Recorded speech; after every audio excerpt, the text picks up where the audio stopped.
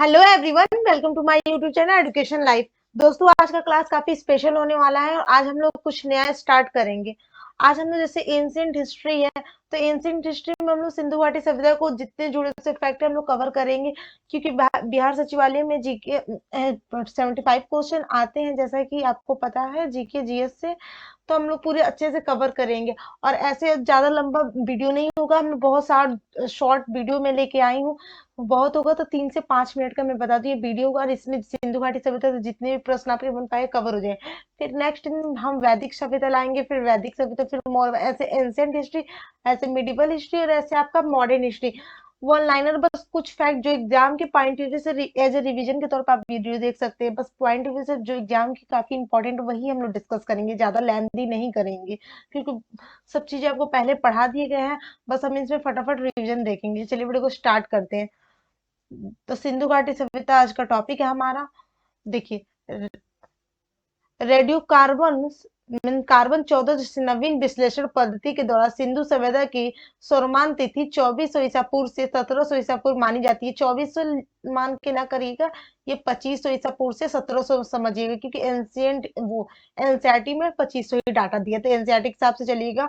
अगर 2500 ना हो तो 2400 हो तो लगा दीजिए, लेकिन 2500 से 1700। तो सिंधु घाटी सभ्यता को आपको बता दें कि पूछा जाता है कि अवधि क्या थी, काल अवधि, तो 2500 से लेकर 1700 इसका ईसा पूर्व काल अवधि। नेक्स्ट देखें पॉइंट, सिंधु सभ्यता की खोज राय बहादुर दयाराम साहनी ने की थी। तो पूछा जाता है सिंधु सभ्यता की खोज किसने की थी, राय बहादुर दयाराम साहनी ने की थी। नेक्स्ट है, सिंधु सभ्यता को प्राक ऐतिहासिक अथवा कांस्य युग में रखा जा सकता है। तो सिंधु सभ्यता को प्राक ऐतिहासिक तो कांस्य युग में भी रखा जाता है। इस सभ्यता का मुख्य निवासी द्रविड़ और भूमध्य सागरी थे। इस टाइप के क्वेश्चन बनते आए हैं दोस्तों आपके एग्जाम में। देखिए, सिंधु सभ्यता के स्वाधिक पश्चिमी पुरास्थल दाशक नदी के किनारे स्थित है। सुरकांडोर बलूचिस्तान में, पूर्वी पुरास्थल हिंडन नदी के किनारे, आलमगीरपुर जिला मेरठ के किनारे, उत्तर प्रदेश उत्तरी। ये सब कुछ ज्यादा देखने की जरूरत नहीं है, बस एक नजर आप लोग देख लीजिएगा। नेक्स्ट देखते हैं, इसमें आगे चलते हैं। स्वतंत्रता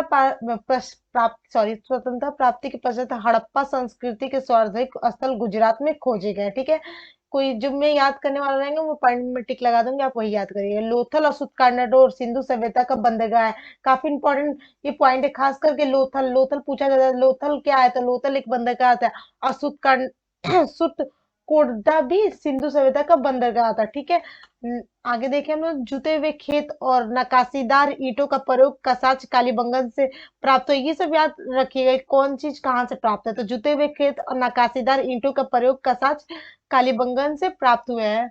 ठीक है, और देखिए नेक्स्ट आगे देखते हैं, मोहनजोदड़ो से प्राप्त अन्नागर संभवतः सिंधु सभ्यता की सबसे बड़ी इमारत इमारत है। सिंधु सभ्यता की सबसे बड़ी इमारत क्या है, मोहनजोदड़ो से प्राप्त जो अन्नागर है। ठीक है, और आगे देखिए, मोहनजोदड़ो से प्राप्त बृहद स्नानघर एक प्रमुख स्मारक है, जिसके मध्य स्थित स्नान कुंड है, जो इतने मीटर लंबा है और इतने मीटर चौड़ा, इतने मीटर गहरा है। ठीक है, तो ये याद करने की जरूरत नहीं है कितने कितने मीटर क्या है, बस स्नानघर प्राप्त हुआ था मोहनजोदड़ो से। ठीक है, और अग्नि कुंड लोथल और कालीबंगन से प्राप्त हुए थे। तो ये सब थोड़ा सा देखते चलिएगा कि कौन चीज कहाँ से मिलते हैं दोस्तों। इस टाइप के क्वेश्चन आपके एग्जाम में पूछे जाते हैं।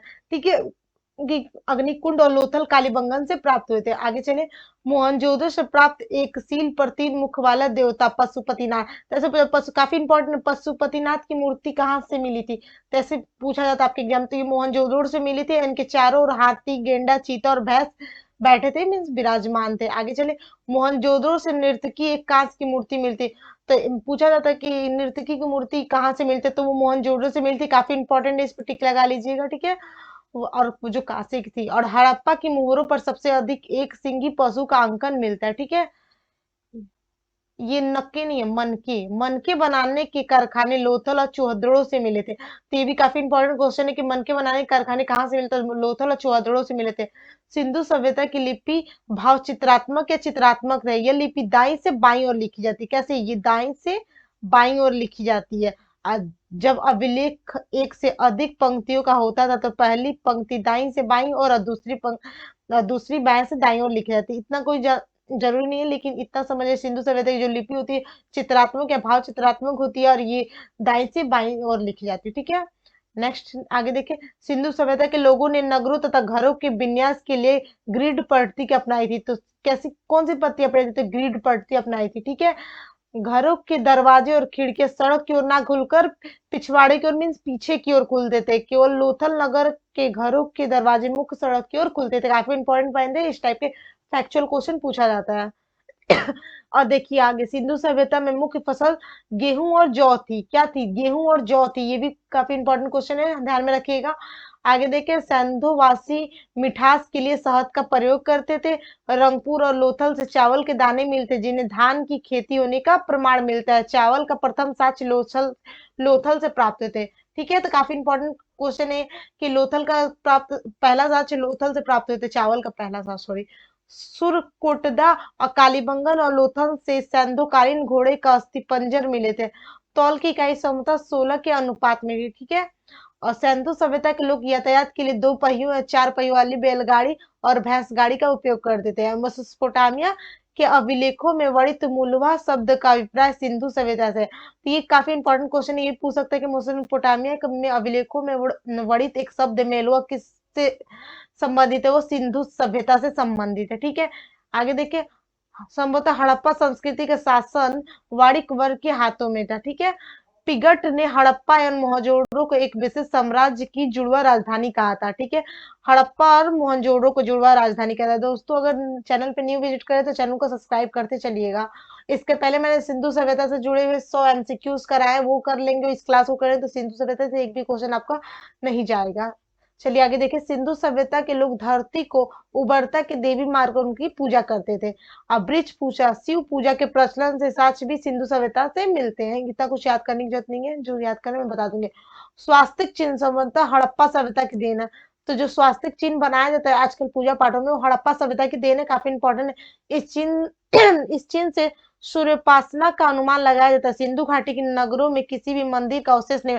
तो ये काफी इंपॉर्टेंट क्वेश्चन है कि सिंधु घाटी सभ्यता में कोई भी मंदिर के अवशेष नहीं मिले, वहां कोई भी मंदिर के साक्ष्य नहीं मिले हैं, ठीक है। तो ये रटना रटा होना चाहिए आपके जुबान पे। नेक्स्ट आगे देखे, सिंधु सभ्यता में मातृ देवी की उपासना स्वादिक प्रचलित थे, ठीक है। पशुओं में कुबड़ वाला सांड इस सभ्यता के लोगों के लिए विशेष पूजनीय था। स्त्री इस स्त्री मूर्तियां, मिट्टी की मूर्तियां अधिक मिलने से ऐसा अनुमान लगाया जाता है कि सिंधु समाज मात्र सत्तात्मक था। वहां पे जैसे वो स्त्री की मूर्ति ज्यादा मिली थी, तो वहां ऐसा अनुमान लगाया जाता है, वैज्ञानिकों ने ऐसा अनुमान लगाया कि जो सभ्यता थी मात्र सत्तात्मक थी, ठीक है। सिंधुवासी सूती उन वस्त्रों का प्रयोग करते थे। मनोरंजन के लिए सिंधुवासी मछली पकड़ना, शिकार करना, पशु पक्षियों को आपस में लड़ना, चौपाड़ और पासा खोलना आदि साधनों का प्रयोग करते थे, ठीक है। आगे देखें, सिंधु सभ्यता के लोग काले रंग से डिजाइन किए हुए लाल मिट्टी के बर्तन बनाते थे। सिंधु घाटी के लोग तलवार से परिचित नहीं थे। सिंधु घाटी के लोग तलवार से परिचित नहीं थे। और एक और यहाँ पे नोट करिएगा, जो सिंधु घाटी के लोग लोहा से भी परिचित नहीं थे, ठीक है। कालीबंगन एकमात्र हड़प्पाकालीन स्थल था जिसका निचला शहर समान लोगों के रहने वाले में भी किले में से घिरा हुआ था। नेक्स्ट है, कालीबंगन का अर्थ है काली रंग की चूड़िया। क्या है कालीबंगन? कालीबंगन किस नदी किनारे? तो कालीबंगन घग्गर नदी किनारे है। आगे मैं बता दूंगी कौन सा नगर किस नदी किनारे, ठीक है ना। यहाँ से पूर्व हड़प्पा के प्रमाण मिलते हैं। पर्दा प्रथा और वेश्यावृत्ति सिंधु सभ्यता में प्रचलित थी, ठीक है। शवों को जलाने गाड़ने यानी दोनों की प्रथाएं प्रचलित थी। शवों को वहां पे जलाया जा सकता था और गाड़ा भी जाता है।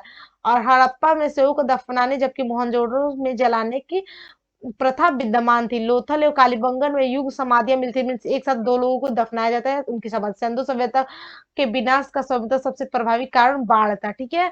आग में पकी हुई ईंटें को टेराकोटा कहा, टेराकोटा का, जो आग में पकाई हुई ईंटों को टेराकोटा कहा जाता है। तो इतना हम लोग का मेन फैक्टर सिंधु घाटी सभ्यता से। देखिए ज्यादा लेंथी वीडियोस नहीं है, मैं कुछ बता देती हूँ कि और क्या क्या इसमें याद रखना है। तो थोड़ा सा आप लोग देख लीजिए कि जो हड़प्पा है, जो हमारा हड़प्पा है, वो रावी नदी के किनारे है। जो जो मैं बता रही हूँ आप लोग स्क्रीनशॉट लेते रहिए, याद है। और जो हमारा मोहनजोदड़ो है, मोहनजोदड़ो बता रहे हैं, मोहनजोदड़ो ये हमारा सिंधु नदी के किनारे है, सिंधु नदी के किनारे हैं। और फिर चुहद्रो, चुनहुद्रो, थोड़ा मेरी राइटिंग के लिए मारी माफ करिएगा, ये भी सिंधु नदी के किनारे है। जो मेन मेन वही बता रहे हैं, कालीबंगन, कालीबंगन ही पूछा जाता है। तो कालीबंगन जो है वो घग्गर नदी किनारे, जैसे कि मैंने बताया भी है अभी, जो कालीबंगन है वो, 1 मिनट,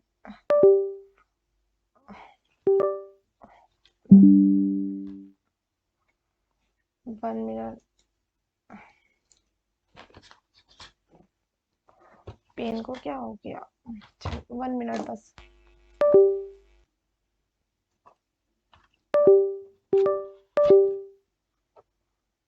1 मिनट बस।